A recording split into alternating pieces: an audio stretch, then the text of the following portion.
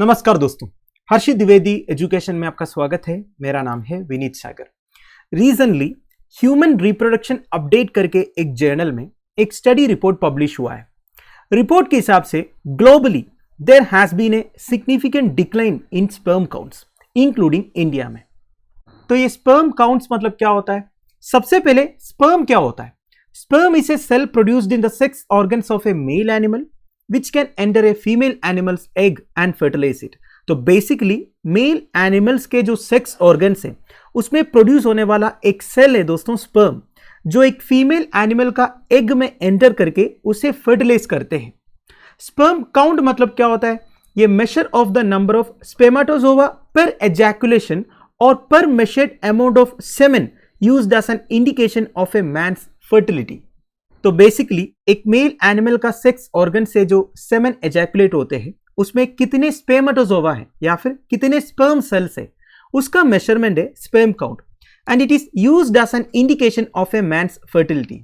तो man's fertility का indication है दोस्तों स्पर्म काउंट। मेरा कहने का मतलब है normal sperm densities range from 15 million to greater than 200 million sperm per milliliter of semen. तो 1 मिलीलीटर ऑफ सेमेन में 15 मिलियन से लेके 200 मिलियन से ज्यादा स्पर्म सेल्स होना चाहिए, तब आपका स्पर्म काउंट नॉर्मल है। अगर 15 मिलियन स्पर्म पर मिलीलीटर से कम है, इसका मतलब यह है आपका लो स्पर्म काउंट है। या फिर टोटल जो सेमेन एजैकुलेट हुआ उसमें 39 मिलियन से कम स्पर्म से, तभी एक इंडिविजुअल का लो स्पर्म काउंट है। तो एक सिंगल एजैकुलेशन में कितने स्पर्म सेल्स होने से एक एग फर्टिलाइज होने का चांस है या फिर फीमेल बॉडी प्रेग्नेंट होने का चांस है?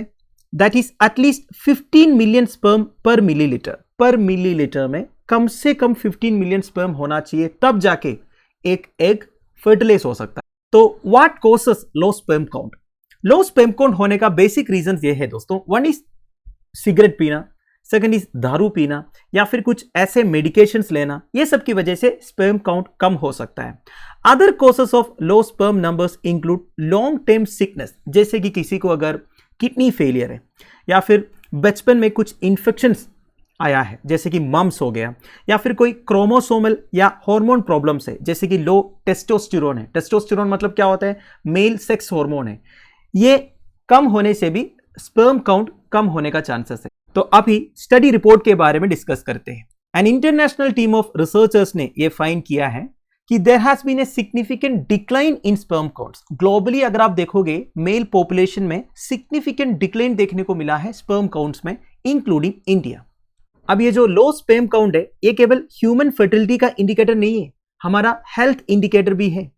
Low sperm count is associated with increased risk of chronic disease जैसे कि testicular cancer, decreased life span etcetera. अब ये जो ग्लोबल डिक्लाइन देखने को मिला है ना, ये basically modern environment and lifestyle की वजह से है दोस्तों। ये हमारा ह्यूमन स्पीशीज का सर्वाइवल को भी अफेक्ट कर सकता है।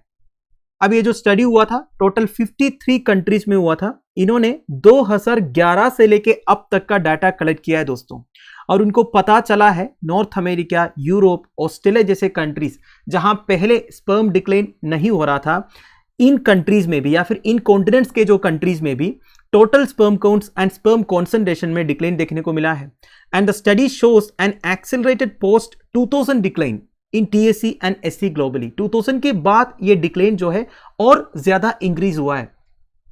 अब रिसर्चर्स का कहना यह है दोस्तों, 1972 से लेकर 2000 तक हर साल स्पर्म कॉन्सेंट्रेशन 1.16% डिक्लाइन हो रहा था, पर 2000 के बाद एनुअल डिक्लाइन जो है ये 2.64% है।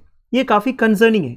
अब ये जो स्टडी रिपोर्ट उसी दिन रिलीज हुआ जिस दिन ग्लोबल पॉपुलेशन 8 बिलियन हिट हुआ था। उसके रिगार्डिंग एक वीडियो मैंने रिसेंटली बनाया था, ठीक है। ऑलरेडी हमारा वर्ल्ड पॉपुलेशन जो है 8 बिलियन हिट हो चुका है।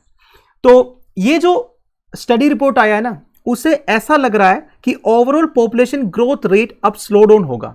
वैसे देखा जाएगा तो 7 बिलियन से 8 बिलियन तक वर्ल्ड पॉपुलेशन पहुंचने के लिए 12 साल लगा था, पर अभी ऐसा लग रहा है 9 बिलियन तक पहुंचने के लिए 15 साल लगेंगे।